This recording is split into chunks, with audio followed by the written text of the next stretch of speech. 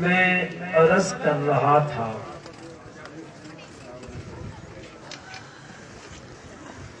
ادارے کے اساتذہ نے بڑی محنت جانفشانی کے ساتھ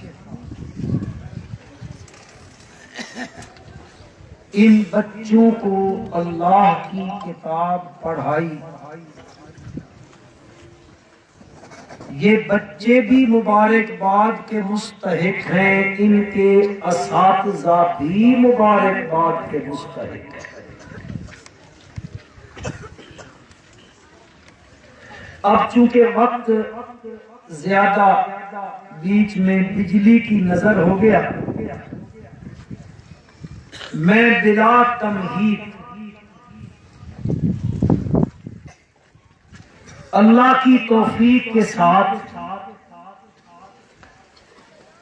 اس لاریب کتاب کی عظمت کے بارے میں کچھ گزارشات آپ کی خدمت میں پیش کرنا چاہتا ہوں. ہم سب کا اس بات پر ایمان ہے، عقیدہ ہے کہ یہ قرآن بڑی عظیم کتاب ہے، لیکن میرے مسلمان بھائیوں، اس قرآن کی ایک عظمت یہ ہے، یہ خود تو عظیم ہے، جو چیز قرآن کے ساتھ جڑ جاتی ہے قرآن اس کو بھی عظیم بنا دیتا ہے. جو چیز اس کے ساتھ جڑی یہ خود عظیم ہے. جڑنے والی، نسبت کر رکھنے والی چیز کو بھی یہ قرآن عظیم بنا دیتا ہے. اب دیکھو سال میں کتنے مہینے ہیں؟ بولو بھائی، سال میں کتنے مہینے ہیں؟ 12. ان 12 مہینوں میں ایک مہینہ ایسا ہے جس مہینے میں رب ذوالجلال نیکیوں کا اجر بڑھا دیتے. ایک موحد مسلمان فرضی نماز ادا کرتا ہے، پروردگار عالم اس کو 70 فرضوں کا ثواب دیتے. ایک مسلمان موحد نفلی عبادت کرتا ہے، پروردگار عالم اس کو فرضوں کے برابر اجر عطا فرماتے ہیں.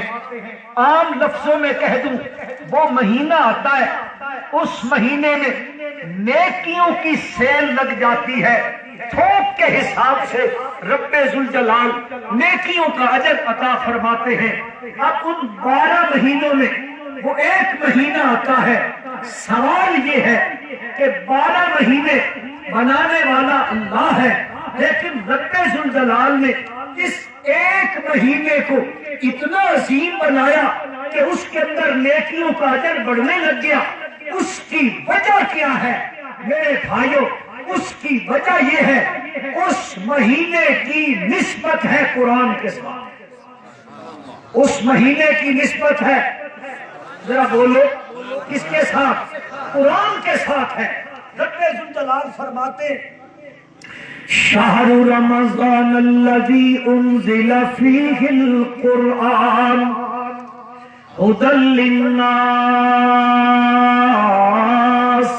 وبینات من الھدی والفرقان. مہینہ رمضان کا وہ مہینہ انزل فیہ القرآن، جس مہینے میں قرآن کا نزول شروع ہوا، اس مہینے میں اللہ کی کتاب کا نزول شروع ہوا، تو اللہ نے اس مہینے کو یہ عظمت بخشی. اس مہینے کی نسبت قرآن سے ہو گئی. قرآن خود عظیم ہے، جو چیز قرآن کے ساتھ جڑ جائے قرآن اس کو بھی عظیم بنا دیتا ہے. اب سال میں کتنی راتیں آتی ہیں، لیکن ایک رات سال میں ایسی آتی ہے کہ جس ایک رات میں عبادت کرنے والے کے اجر کو پروردگار اتنا بڑھا دیتے ہیں، اتنا بڑھا دیتے ہیں، اتنا بڑھا دیتے ہیں۔ فرمایا لیلۃ القدر خیر من الف شہر، ایک رات کی عبادت ایک طرف ہو جائے، 83 سال سے اوپر کی عبادت ایک طرف ہو جائے، یعنی اس ایک رات میں عبادت کرنے والے کو 83 سال اس سے بھی اوپر عبادت کرنے کا ثواب پروردگار عالم عطا فرماتے ہیں۔ کیا وجہ ہے؟ باقی راتیں بھی تو ہیں سال کے اندر، اور اس ایک رات کو اتنی عظمت مل گئی، اتنی بلندی مل گئی، اتنی رفعت مل گئی۔ میرے بھائیوں، اس کی وجہ بھی یہی ہے کہ اس رات کی نسبت ہے کس کے ساتھ؟ ذرا بولو یار، کس کے ساتھ ہے؟ قرآن کے ساتھ ہے۔ رب ذوالجلال فرماتے ہیں اِنَّا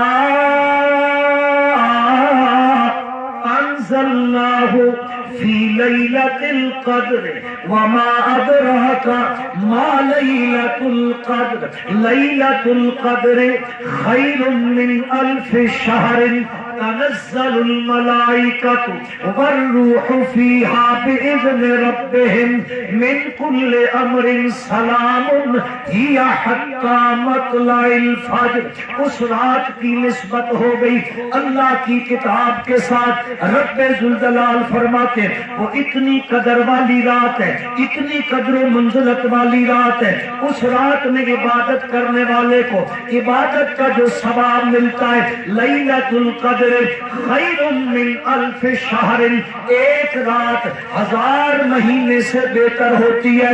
اس رات میں تنزل الملائکہ، آسمانوں سے رحمت کے فرشتے زمین پر آتے ہیں۔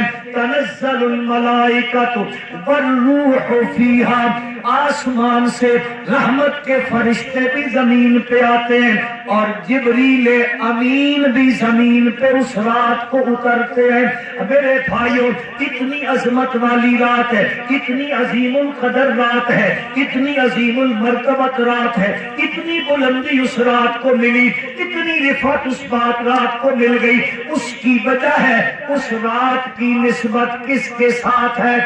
قرآن کے ساتھ ہے، اور جو چیز قرآن کے ساتھ جڑ جاتی ہے یہ خود عظیم ہے، قرآن اس کو بھی عظیم بنا دیتا ہے۔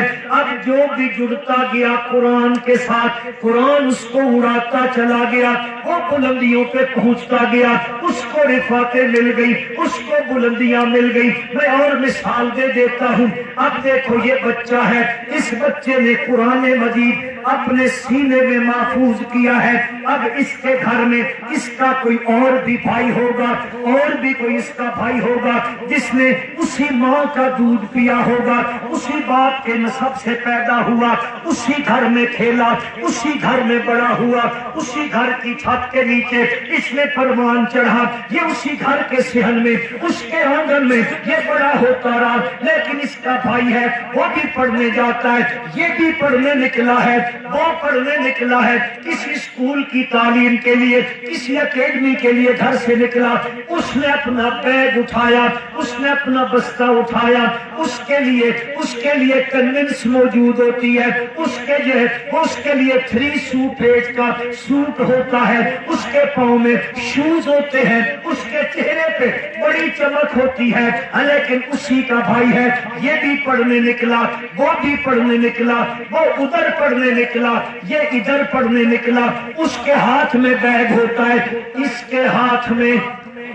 ذرا بولو تو صحیح، اس کے ہاتھ میں قرآن ہوتا ہے، وہ بھی تعلیم کے لیے نکلا، یہ بھی تعلیم کے لیے نکلا، لیکن اس کے لیے جہاں وہ جا رہا ہے وہاں پہ بڑا انتظام ہے، بڑے اعلیٰ قسم کا سکول ہے، اس کی عمارت بڑی خوبصورت ہے، وہاں کا فرنیچر بڑا خوبصورت ہے، وہاں کے کمرے بڑے خوبصورت ہیں، وہاں اس کو ویلکم کرنے والے ہیں، اس کو وہ اس کی وہ جب جاتا ہے اس کو لینے والے ہوتے ہیں۔ ہیں اس کو اہلاً و سہلا مرحبا کہنے والے ہوتے ہیں. پھر وہ جب ادھر سے نکلتا ہے پھر اس کے لیے کنونس ہوتی ہے, وہ گھر تک آتا ہے, وہ گھر سے نکلتا ہے, ماں انتظار کرتی ہے, باپ انتظار کرتا ہے, برادری والے کہتے ہیں ہمارا بچہ بڑے اعلیٰ اسکول میں پڑھتا ہے, یہ بڑا ہوگا, بڑے عہدے پہ پہنچے گا, بہت بڑا عہدہ مل جائے گا اس کو. لیکن میرے بھائیوں, اسی کا بھائی ہے, اسی ماں کا دودھ پینے والا ہے, وہ بھی گھر سے نکلا,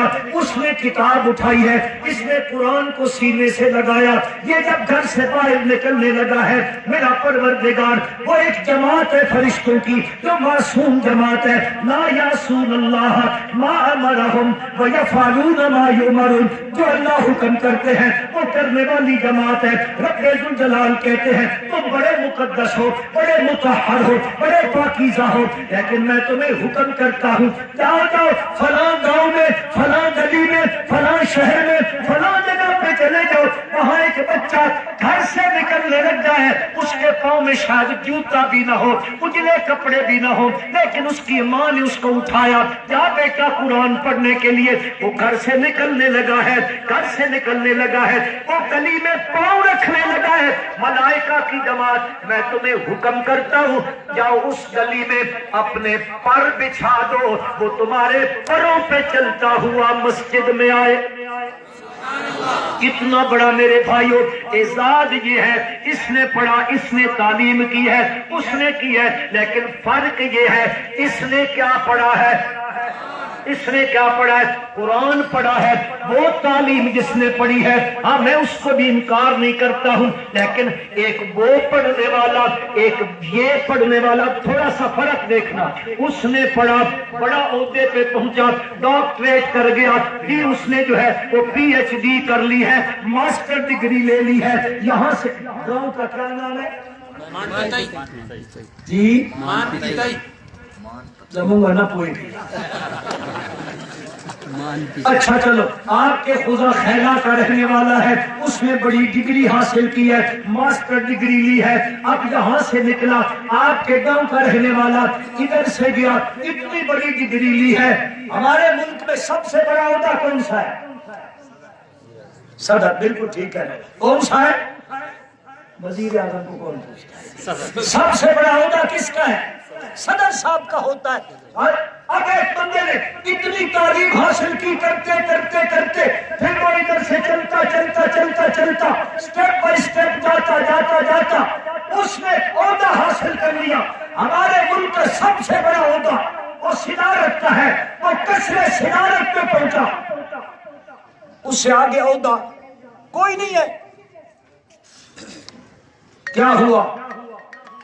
خوزہ خیلا سے نکلا, اسلام آباد پہنچا, اس کا تعلق ادھر سے اسلام آباد کے ساتھ ہوا, اور جس نے قرآن کو اپنے سینے میں محفوظ کیا اس کا تعلق یہاں سے مدینے کے ساتھ ہو گیا. اب تیری جدا پسند, میری جدا پسند, تجھے خودی پسند, مجھے خدا پسند. یہ کتاب اللہ کی عظمت ہے میرے بھائیوں. جو اس کے ساتھ جڑتا ہے وہ بلندیوں پہ اڑتا ہے. اس لیے نبی اکرم, سارے بھائی پڑھو, صلی اللہ علیہ وسلم نے فرمایا ان اللہ یرفع بہذا الکتاب اقواما ویضع بہ آخرین. اس کتاب کی وجہ سے پروردگار عالم رب ذوالجلال قوموں کو بلندیاں عطا کرتے ہیں, عروج دیتے ہیں. کیا مطلب ہے؟ جو قوم قرآن کے ساتھ جڑ جاتی ہے اللہ اس قوم کو بلندی دیتا ہے. میرے مسلمان بھائیوں, وقت کا تقاضا ہے, میں انتہائی شارٹ بات کرنے لگا ہوں کیونکہ آپ بھی بڑی دیر سے آئے, مجھے بھی واپس سفر کرنا ہے. اس درمیان میں تھوڑا سا وقت یہ بھی چلا گیا, اس لیے میں انتہائی شارٹ کرتا ہوں, مختصر کرتا ہوں. اللہ کے پاک پیغمبر صلی اللہ علیہ وسلم فرماتے ہیں اللہ قوموں کو عروج دیتے ہیں بہذا الکتاب اس کتاب کی وجہ سے قومیں بلندی پہ پہنچتی ہیں. کتنی بلند ہوتی ہے, کتنی بلند ہوتی ہے. ایک بندہ ہے, حبش کا رہنے والا ہے, حبش سے نکلتا ہے, وہ غلامی کی زندگی گزارتا گزارتا آخر مکے میں پہنچتا ہے. مکے میں پہنچا ہے, امیہ نے خریدا ہے, پھر وہاں سے منڈیوں میں بکا ہے. منڈیوں میں بکنے کے بعد وہ مکے میں نبی اکرم صلی اللہ علیہ وسلم کے قدموں میں آیا. جب ان قدموں میں پہنچا ہے, قرآن کو سینے سے لگایا. اب اللہ نے کتنا بلند کیا, وہ زمین پر چلتا ہے, اس کے قدموں کی آہٹ عرش بری پہ سنائی دیتی ہے. ان اللہ یرفع بہذا الکتاب اقواما, قوموں کو عروج ملتا ہے, بلندی ملتی ہے, وہ قوم ترقی کرتی ہے, وہ قوم بلند ہوتی ہے, وہ قوم عروج پاتی ہے جو قوم اپنے آگے اللہ کی کتاب کو رکھتی ہے, قرآن کو رکھتی ہے, اس کا عقیدہ قرآن والا, اس کا عمل قرآن والا, اس کا نظام. ذرا زور سے بولو, ذرا زور سے بولو, زور سے. اس کا نظام قرآن والا ہے, عقیدہ قرآن والا ہے, اس کی زندگی کے معاملات قرآن والے ہیں. وہ قرآن سے پوچھ پوچھ کر چلتا ہے, وہ اپنی زندگی کی کتاب کو اللہ کی کتاب کے سامنے پیش کر دیتا ہے. اب جو قرآن کہتا چلا جاتا ہے وہ کرتا چلا جاتا ہے, قرآن جو کہتا ہے وہ اس کو سر خم تسلیم کر لیتا ہے. اب میرے بھائیوں, اللہ کی کتاب کہتی ہے فَادْعُوا اللَّهَ مُخْلِصِينَ لَهُ الدِّينَ. اے لوگوں, پکار کرو تو خالص کس کی؟ پزورا ہوا کانا یارا اللہ کا نام. ہاں, پکار کرو تو خالص کس کی؟ اللہ ہی کی پکار کرو, اس کی پکار میں کسی کو شریک نہ کرو. فَادْعُوا اللَّهَ مُخْلِصِينَ لَهُ الدِّينَ. اب جس قوم نے قرآن کی بتائی ہوئی اس بات کو مانا, میرے بھائیوں, وہ قوم کے وہ جو لوگ ہیں وہ انتہائی غریب ہے, کسی کے پاس کھانے کا کچھ نہیں ہے, پہننے کا کچھ نہیں ہے, وہ زمین پہ چلتے ہیں, پاؤں میں جوتا نہیں ہوتا ہے, کئی کئی دن ایک کھجور کھا کے گزارا کرتے ہیں. لیکن رب ذوالجلال اپنے پیارے پیغمبر حضرت محمد مصطفیٰ احمد مجتبیٰ صلی اللہ علیہ وسلم سے فرماتے, میرے پیارے پیغمبر وَاصْبِرْ نَفْسَكَ مَعَ الَّذِينَ يَدْعُونَ رَبَّهُمْ بِالْغَدَاةِ وَالْعَشِيِّ. وَاصْبِرْ نَفْسَكَ وَاصْبِرْ نَفْسَكَ, اپنے آپ کو روک کے رکھ ان لوگوں کے ساتھ. میرے مولا کون سے لوگ ہیں؟ فرمایا الَّذِينَ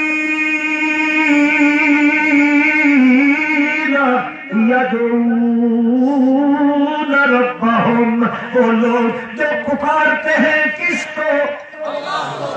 کس کو؟ مولویان سا چپ شا کرنے کی داس پزورا وہی کنا. کس کی پکار کرتے؟ اللہ ہی کی پکار کرتے. یدعون ربهم بالغداة والعشی, اور یہ جو پکار کرتے یہ کسی کو راضی کرنے کے لیے نہیں. اللہ پاک فرماتے ہیں یریدون وجہہ, یہ جو پکارے کرتے ہیں اس کو راضی کرنے کے لیے کرتے ہیں. میرے بھائیو, جو قوم قرآن کی بات کو مان لیتی ہے, قرآن کو امام بنا لیتی ہے, اس کے پیچھے چل پڑتی ہے. فرمایا یرفع بہذا الکتاب اقواما, اور جو قرآن سے دور ہٹ جاتی ہے, عقیدے کی بات ہے, قرآن نظر نہیں آتا, باقی کتابیں نظر آ جاتی ہیں, اللہ کی کتاب کی طرف نہیں آتے. میرے بھائیوں, پھر یاد رکھ لینا, جب اس سے الگ ہو جاؤ گے, اس سے الگ ہوگے, کیا کچھ ہوگا تمہارے ساتھ بنے گا, کیا کیسے کیسے تم یذوبی آخرین کے درجے میں چلے جاؤ گے. رب ذوالجلال فرماتے من اعرض عن ذکری عن ذکری فإن له معیشة ضنکا ونحشره یوم القیامت اعمی قال رب لم حشرتنی اعمی وقد كنت بصیرا قال كذلك اتتك آیاتنا فنسیتها وكذلك اليوم تنسى. اللہ پاک فرماتے جو اس کتاب سے منہ موڑے گا. میری بات سمجھ آ رہی ہے؟ سب کو آ رہی ہے؟ اچھا ہاتھ کھڑے کر کے مجھے بتاؤ جس چیز کو نہیں آ رہی.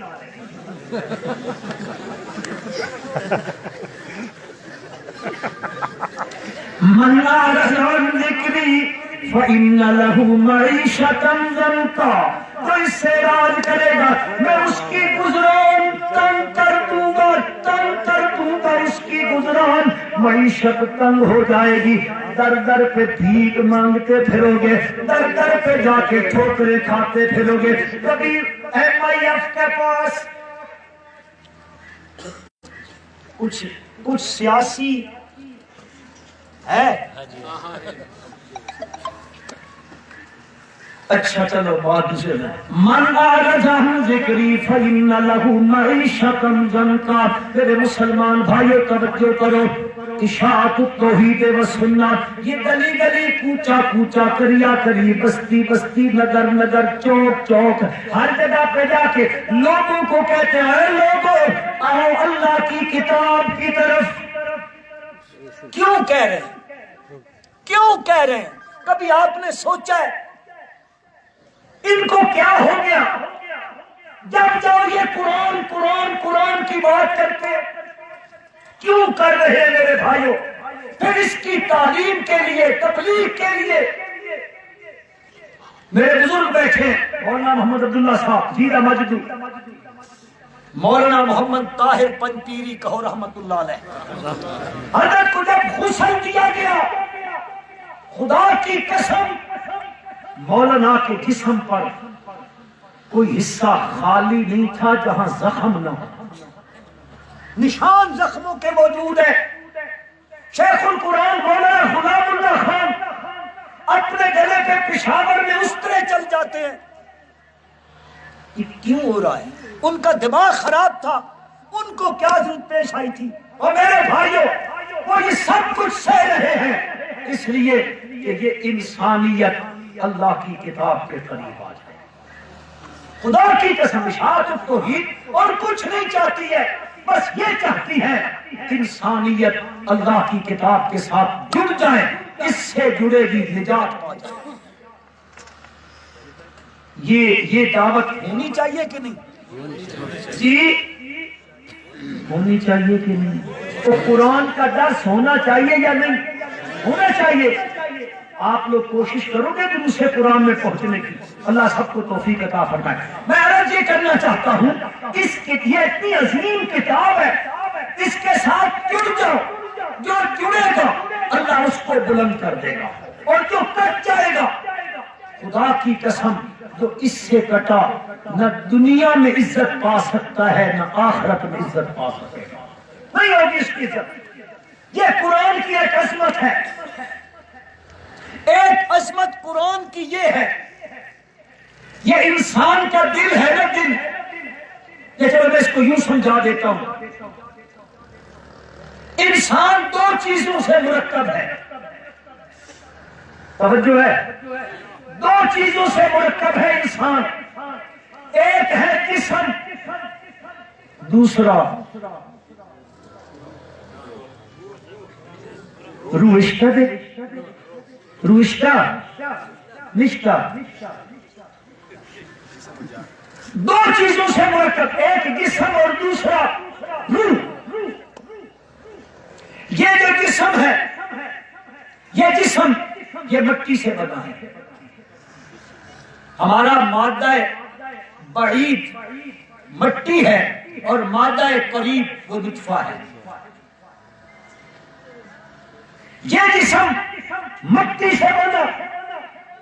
اس جسم کی جتنی غذا ہے وہ ساری اللہ نے مٹی سے پیدا کی ہے. ہم جو کچھ کھاتے پیتے ہیں کہاں سے پیدا ہوتا ہے؟ جی زمین سے نا، مٹی سے آیا. یہ جسم مٹی کا، اس کی غذا بھی مٹی کی ہے، اور روح اوپر سے آیا بھائی، آسمان سے آیا. اللہ نے اس کی غذا بھی آسمان سے بھیجی. اور میرے بھائیوں، جسم نیچے کا، غذا بھی نیچے کی، روح اوپر سے آیا، غذا بھی اللہ نے کدھر سے بھیجی؟ اوپر سے بھیجی. قرآن روح کی غذا ہے.